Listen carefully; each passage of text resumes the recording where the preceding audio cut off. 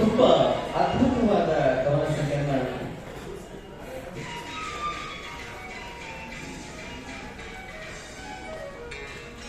ಗುಲಾಬಿ ಪಗಡೆ. ಈ ಪುಸ್ತಕವನ್ನು ಲೋಕಾರ್ಪಣೆ ಮಾಡುವಂತ ಪ್ರೊಫೆಸರ್ ಡಾಕ್ಟರ್ ಮಂಜುನಾಥ್ ಎಸ್ ಅವರಿದ್ದಾರೆ. ಅವರು ಒಂದೇ ಮಾತನಾಡಬೇಕು ಅಂತ ಕೇಳ್ತಾರೆ.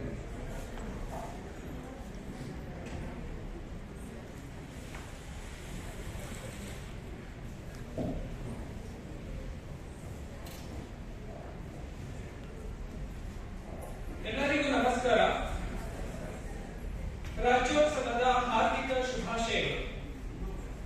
ಜಿಂದಾಲ್ ಆದರ್ಶ ವಿದ್ಯಾಲಯದಲ್ಲಿ ರಾಜ್ಯೋತ್ಸವದ ಈ ಸಂದರ್ಭದಲ್ಲಿ ಬಳ್ಳಾರಿಯ ತೋರಣದಲ್ಲಿನ ಈ ನೆಲದ ಲೇಖಕಿ ಶ್ರೀಮತಿ ಬಿ ಗಾಯತ್ರಿ ಅವರ 2ನೇ ಕವನ ಸಂಕಲನ ಲೋಕಾರ್ಪಣೆ ಮಾಡಿರುವುದು ನನಗೆ ಅತ್ಯಂತ ಹೆಮ್ಮೆಯ ಸಂಗತಿ ಮತ್ತು ಅವರಿಗೆ ಹೃತ್ಪೂರ್ವಕವಾದಂತಹ ಅಭಿನಂದನೆಗಳನ್ನು ಸಲ್ಲಿಸುತ್ತೇನೆ.